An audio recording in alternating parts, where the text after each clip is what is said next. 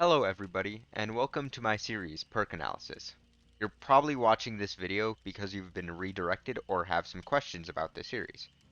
This is a series where I attempt to give an analysis of how well a perk works in Dead by Daylight, as well as when you should run it, and offer up some builds to help out.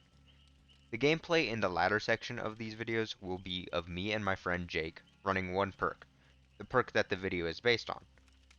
I will only be talking about the tier 3 versions of perks because that's the tier that most players have and is where the perk maxes out. These analysis videos are meant to be similar to the wiki, but more in depth and followed by gameplay. Each video will be split into two parts, the analysis and the gameplay. That's self-explanatory enough, but I want to clarify a couple things about the gameplay. Neither Jake nor I really care if we win or lose, and by no means are the best players.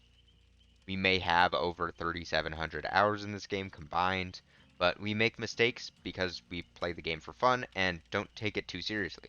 I mean, it's a game after all, and everyone should at least have fun with it, or what's the point? Over the past year, I've been uploading 3 of these videos about every week. As I've gone through all the perks, I realized I could have done better in some videos, and now that the series is relatively up to date, I have more time and energy to put my all into making these videos. There will be less of a release schedule and more of an emphasis on getting a full video out there that has a better and more complete analysis of the perk.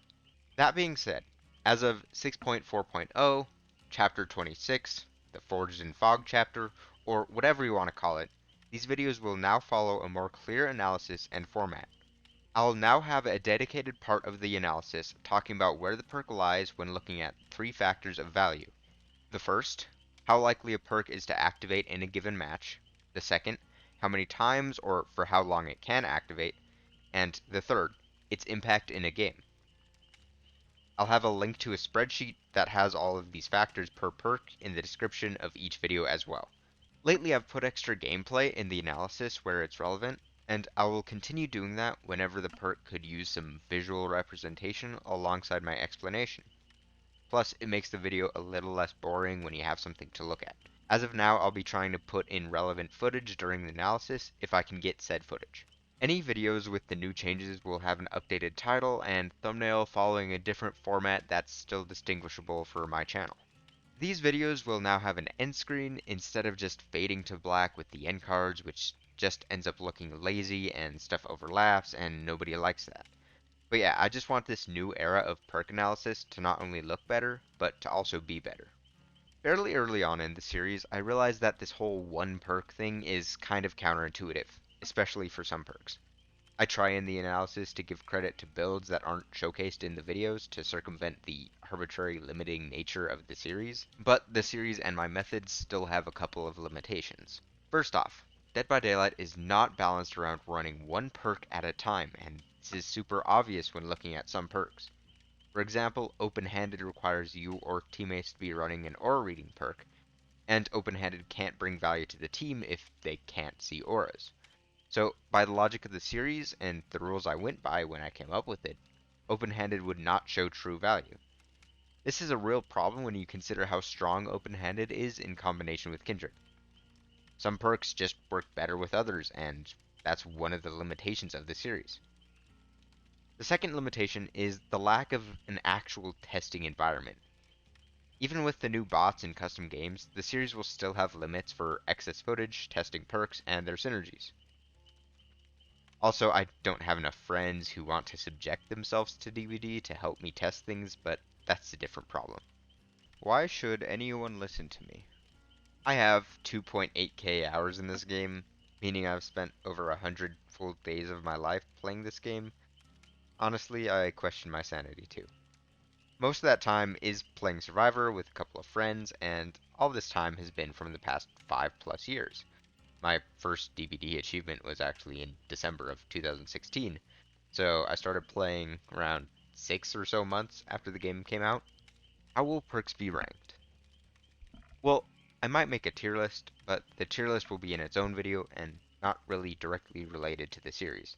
For the series, I'll be talking about perks in a relative vacuum.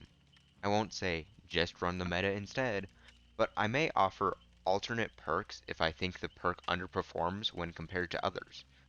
Don't worry about me telling you not to run a perk. I like to mix things up and rarely stick with the same build unless if it's really fun. Will there be a bias towards stronger perks? Not really a bias. If a perk is strong, I'll recommend it, and if it's weak, I'll try and make a case for it. I will only tell you not to run a perk if I personally don't see a point to running it, including archives. I like to give credit to every perk that I can, and I try to see its uses even in builds that are counterintuitive and obsolete. Will I do killer perks? I don't enjoy playing killer in Dead by Daylight. I only really play killer for achievements or archives. Anytime I mention playing killer should be ignored, and you shouldn't expect to see me play it unless if something drastically changes. Should you expect more DBD content from me? I've worked on a few videos outside of perk analysis, but never gotten around to publishing them. Or I've just had footage from old patches that I've never touched after recording them. So in time, I plan on making more DBD content and maybe even stuff from other games. But we'll see where my priorities lie after posting on my main channel a little. Do I have any other content or ways viewers can support me? Thanks for asking, even though literally no one asked yet. I have a main channel that I should upload more videos to. The content on there will be video essays and stuff in general that I actually enjoy talking about and want to get out there. I link the channel at the end. But yeah, that's about it. Thanks to everyone who's supported me so far and who might support me in the future. I hope this video clears things up and answers any questions about the perk analysis series. And now that this is made, I'm happy to retire the old copy-paste intro that I always did. But yeah, thanks for watching, and as usual, stay tuned for more of the series coming out later. Feel free to like, comment, subscribe, and all that, and have a good one.